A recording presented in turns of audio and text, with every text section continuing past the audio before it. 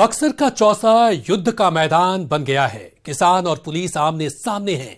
किसानों का ऐलान है कि ये जंग आर पार की है, लेकिन सवाल उठता है कि ये जंग है ही क्यों। विशेष में आज करेंगे पूरी पड़ताल। नमस्कार, मैं हूं आपके साथ कल्याण और आप देख रहे हैं न्यूज 18 विशेष मुआवजा।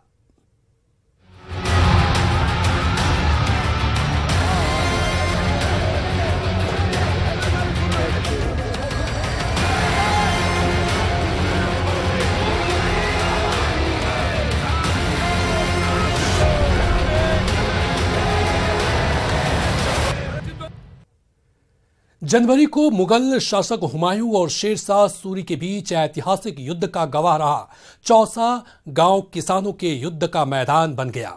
किसानों ने सड़कों पर उतरकर प्रदर्शन किया। काबू करने पहुंची पुलिस पर पत्थरबाजी शुरू कर दी। जमकर बवाल काटा। जब पुलिस ने बल प्रयोग करना चाहा तो किसान भड़क गए। चौसा गांव रण का मैदान बन गया। जो भी रास्ते में आया भड़के किसान ने उसे तहस नहस कर डाला, आग के हवाले कर दिया। पुलिस वालों के भी हाथ पांव टूटे।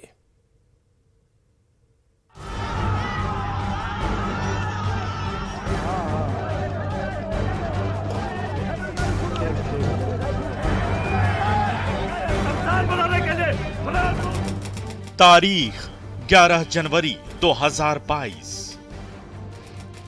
जगह बक्सर का चौसा गांव।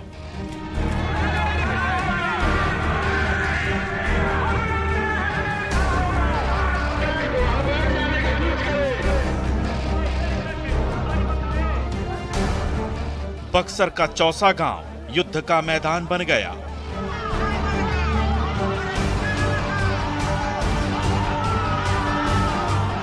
इस रण क्षेत्र में किसान और पुलिस आमने सामने आ गए।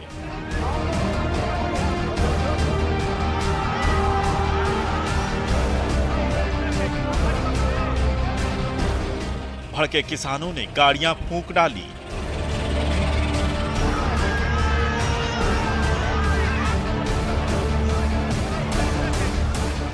चौसा पावर प्लांट को आग के हवाले कर दिया।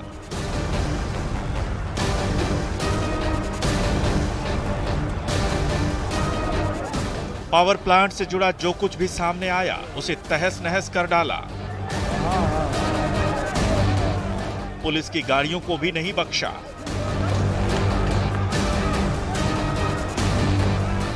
प्रदर्शनकारियों को काबू में करने के लिए आए वज्रवाहन को भी तोड़ डाला और उसमें आग लगा दी। ये सडनली लोग एग्रेसिव हो गए हैं। काफी संख्या में लोग टूट गए हैं यहाँ पे, और प्लांट में भी तोड़फोड़ किया है। ठीक है, जल्दी नियंत्रण में आ जाएगा। सर, वज्रवाहन को भी फूंक दिया गया। पता चल रहा है कुछ राउंड गोलियां भी चलाई गई है। क्या इसमें सर? इतनी जानकारी नहीं है। पुलिस कंट्रोल करने की कोशिश कर रही है। जल्दी हम लोग कंट्रोल कर रहे हैं। तो ये परिस्थितियाँ कितने दिनों कंट्रोल हो जानी चाहिए?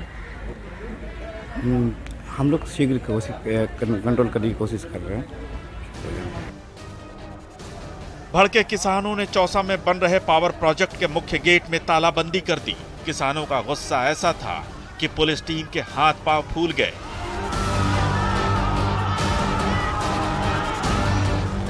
जो कुछ भी उनके रास्ते में आया उसे तबाह कर दिया गया।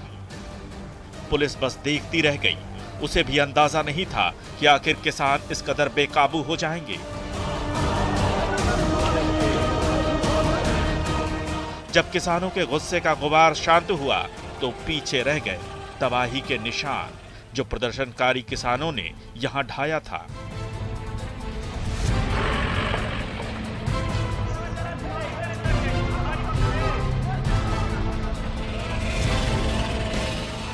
हर तरफ बस तबाही का आलम पसरा था। गुस्साए किसानों ने इस कदर कहर बरपाया कि यहां कुछ भी सलामत नहीं बच सका। इस हंगामे और प्रदर्शन में 11 पुलिसकर्मी जख्मी हो गए। जख्मी पुलिस वालों को अस्पताल में भर्ती कराना पड़ा। किसानों का गुस्सा देखकर यहां काम कर रहे मजदूर और कंपनी के कर्मचारी जान बचाकर भाग खड़े हुए। जब गुस्से का गुबार शांत हुआ तब जाकर अंदाजा लगा कि इस आगजनी और प्रदर्शन में कंपनी को करीब 25 करोड़ का नुकसान उठाना पड़ा। हंगामे को देखते हुए मौके पर शाहाबाद रेंज के डीआईजी को भी पहुंचना पड़ा। बक्सर के चौसा में जमकर बवाल हुआ। ग्रामीणों ने पुलिस की टीम पर पथराव किया, पुलिस वालों को घायल कर दिया, पुलिस की गाड़ियां फूंक डाली, पावर प्लांट को आग के हवाले कर दिया। कंपनी के कर्मचारियों को जान बचाकर मौके से भागना पड़ा। कंपनी को करोड़ों का नुकसान भी हुआ। सवाल है कि आखिर मुगल शासक हुमायूं और शेर शाह सूरी के बीच ऐतिहासिक युद्ध का साक्षी रहा चौसा गांव किसानों के युद्ध का मैदान क्यों बन गया? जवाब है मुआवजा। न्यूज़ 18 के लिए बक्सर से पुष्पराज के साथ ब्यूरो रिपोर्ट।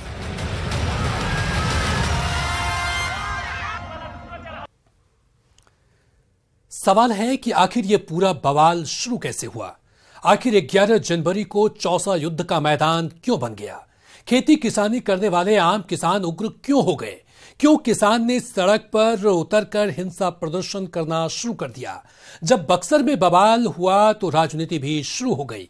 केंद्रीय मंत्री अश्विनी चौबे से लेकर चिराग पासवान, सुशील कुमार मोदी और पप्पू यादव तक मैदान में उतर आए। मामला बढ़ा तो राष्ट्रीय किसान यूनियन ने भी एंट्री मार दी।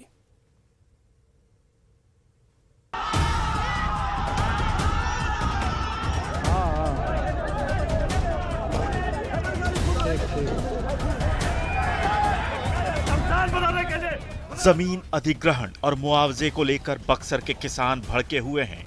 सड़कों पर उतरकर प्रदर्शन कर रहे हैं, गुस्सा निकाल रहे हैं। सवाल उठता है कि आखिर किसान इतने उग्र हुए क्यों? क्यों खेतों में हल जोतने वाले किसान हाथों में लाठी डंडे लेकर तोड़ फोड़ करने लगे, आगजनी पर उतारू हो गए? तो जवाब ये वीडियो है।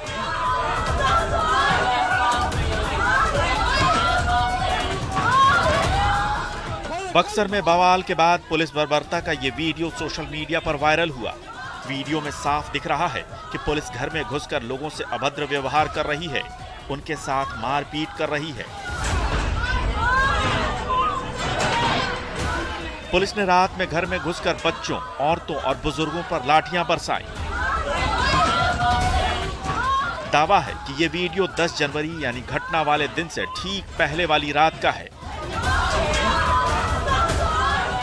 मुआवजे की मांग को लेकर 2 महीने से शांतिपूर्ण प्रदर्शन कर रहे किसानों के घर में घुसकर पुलिस ने उन्हें पीटा।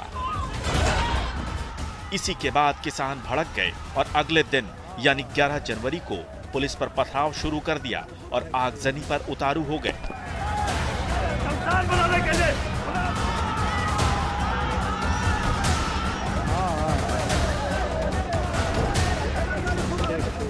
बक्सर में के चौसा के बनारपुर गांव में पुलिस द्वारा की गई बर्बरतापूर्ण कार्रवाई के बाद लगातार नेताओं का आना जारी है। आज सुशील मोदी पहुंचे, चिराग पासवान पहुंचे और पप्पू यादव पहुंचे, लेकिन जनता उनसे सवाल पूछ रही है कि आखिर कब तक उचित मुआवजा मिलेगा।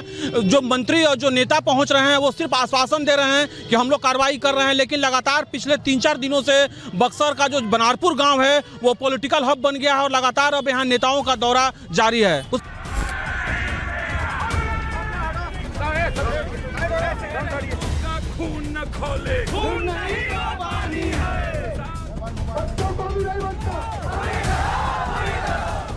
बवाल हुआ तो राजनीति भी शुरू हो गई। नेता चौसा में राजनीति की चौसर खेलने पहुंच गए। सबसे पहले स्थानीय सांसद और केंद्रीय मंत्री अश्विनी चौबे ने प्रदर्शन में किसानों का साथ दिया।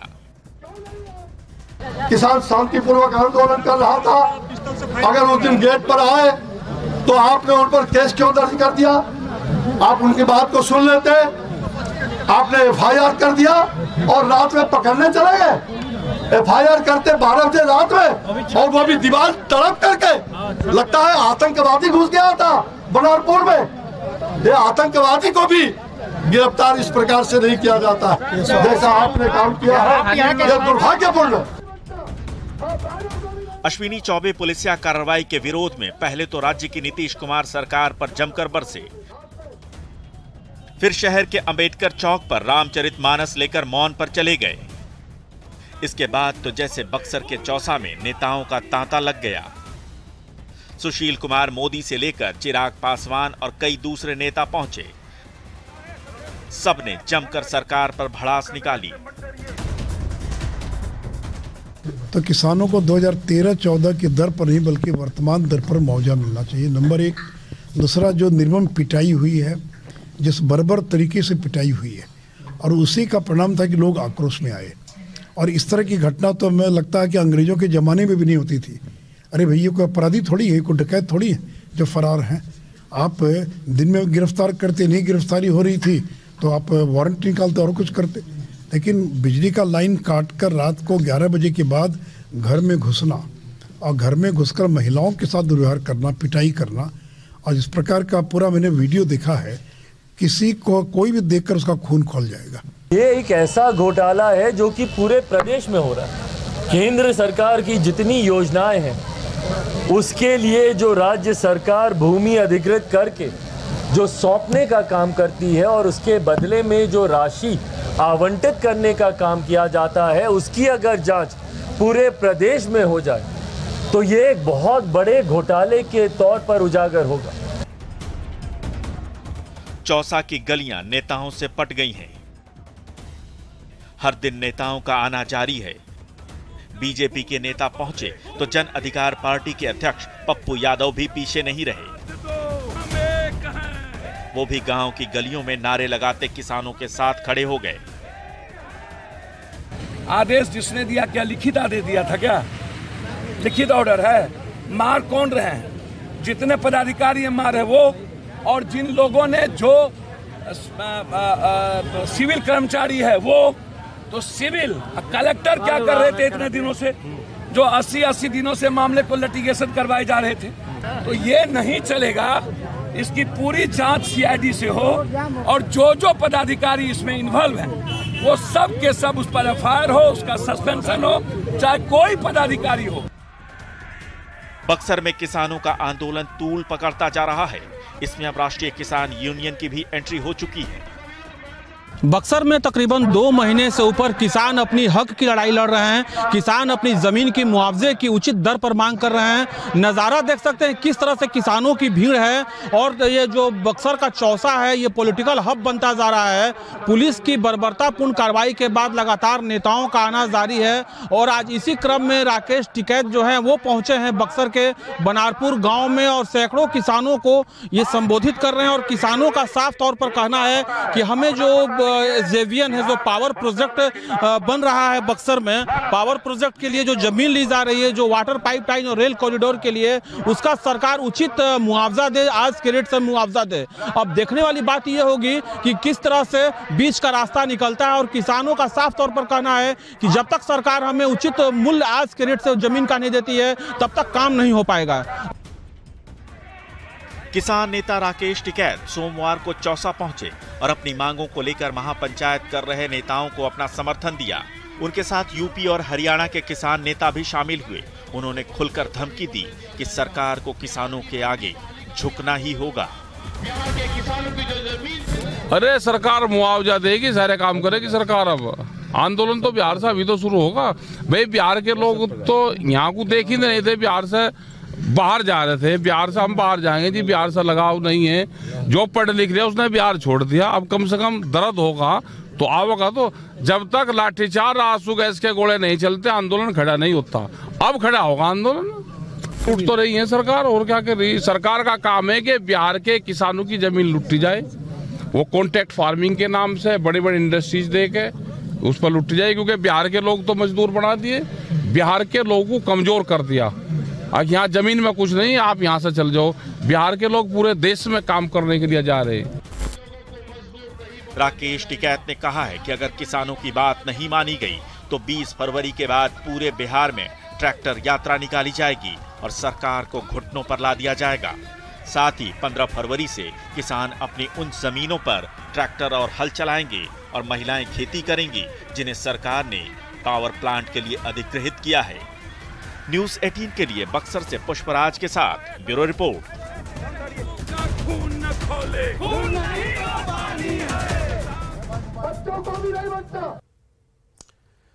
बक्सर के चौसा के बनारपुर में पावर प्लांट फूके जाने के बाद किसान धरने पर बैठे हैं। पावर प्लांट में काम बंद है। पावर प्रोजेक्ट में हंगामे की बड़ी वजह उचित मुआवजे की मांग है। किसानों का आरोप है कि उनकी जमीन का अधिग्रहण नियमों के खिलाफ किया जा रहा है। साथ ही मुआवजा भी पुराने बाजार मूल्य के हिसाब से किया जा रहा है। मुख्यमंत्री नीतीश कुमार से लेकर डिप्टी सीएम तेजस्वी यादव इस मामले पर ज्यादा बोलने से बच रहे हैं।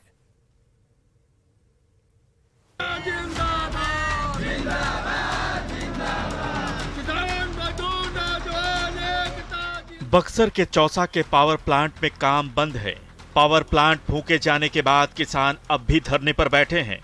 मुआवजे और अधिग्रहण की खींचतान के बीच किसान पीछे हटने को तैयार नहीं। बक्सर के चौसा में बन रहे थर्मल पावर प्रोजेक्ट के खिलाफ बक्सर जिले के बनारपुर के जो किसान हैं, चौसा प्रखंड के जो किसान हैं, वो पूरी तरह से आक्रामक मूड में हैं। 94 दिन हो गए, 94 दिन से लगातार किसानों की ये जो धरना प्रदर्शन है थर्मल पावर प्रोजेक्ट के खिलाफ लगातार जारी है। हम लोग कोई विशेष मांग बाहर से नहीं मांग रहे हैं। जो कानून सम्मत मांग है, भूमि अधिग्रहण का जो रूलिंग है, हम उसी के तहत सारी मांगे हमारी है। हमारा जो पूर्व में जमीन लिया गया, हम लोगों से इसी जगह पर कानून गए, उस समय तिवारी जी थे, नाम उनका नहीं याद है मुझे, वो बताए कि जो सबसे हाईएस्ट मुआवजा होगा, 7 मुआवजे का अधिग्रहण पहले में हो रहा था। बनारपुर, सिकरौल, खोरमपुर, बेचनपुरवा, मोहनपुरवा, अखौरीपुर, इन्हीं सब मौजों का जो ज़मीन अधिग्रहण हो रहा था। तो हम लोगों को बताया गया कि जो सबसे हाईएस्ट मुआवजा होगा उसी का रेट आप लोगों को दिया जाएगा।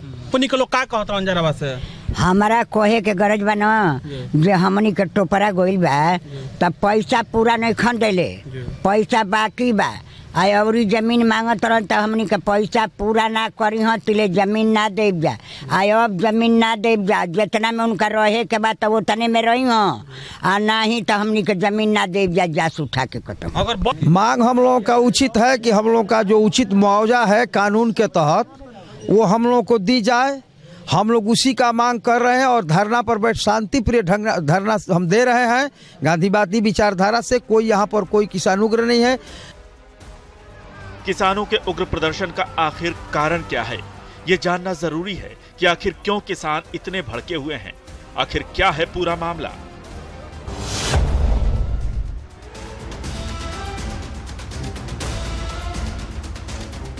दरअसल बक्सर के चौसा गांव में सतलुज जल विद्युत निगम यानी SJVN के थर्मल पावर प्लांट के लिए जमीन का अधिग्रहण किया गया था। अधिग्रहण की शुरुआत साल 2010-11 में की गई थी। प्रोजेक्ट निर्माण में मुख्य प्लांट के लिए 1058 एकड़ जमीन अधिग्रहित हो चुकी है। उस समय किसानों को 2010-11 के अनुसार मुआवजे का भुगतान किया गया था। कंपनी के द्वारा 2022 में किसानों की जमीन अधिग्रहण करने की कार्रवाई फिर शुरू की गई। इसके बाद किसान अब वर्तमान दर के हिसाब से वर्तमान में अधिग्रहण की जाने वाली जमीन के मुआवजे की मांग कर रहे हैं, जबकि कंपनी पुराने दर पर ही मुआवजा देकर जबरदस्ती जमीन का अधिग्रहण कर रही है। यही नहीं, किसानों का यह भी आरोप है कि व्यावसायिक, आवासीय और सड़क किनारे की जमीन की दर एक समान निर्धारित कर दी गई है, जबकि जमीन के नेचर के अनुसार इसकी कीमत अलग अलग होती है।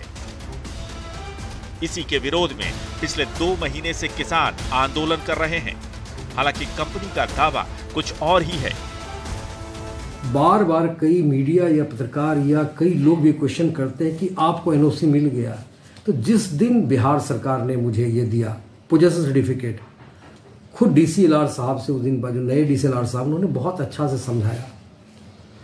और मैं एक बात बीच में भी ये कहना चाह रहा हूँ कि लोग डिस्ट्रिक्ट प्रशासन, DM सर और उसकी कंपनी और STPL को यदि लोग जो दिग्भ्रमित कर रहे हैं, DM साहब के साथ भी किसानों की मीटिंग हुई। हम लोग भी बार बार हर प्लेटफॉर्म मैसेज दे रहे हैं कि रेट 2013-14, मुझे लैंड का रेट का ये नहीं मैं कह रहा कि मैं बहुत बड़ा ज्ञाता हूँ, लेकिन मैंने इतना जरूर कहा है कि भारत सरकार और बिहार सरकार जो भी रेट तय करेगी, इवन बैक डेट में भी हम लोग वो पैसा देंगे।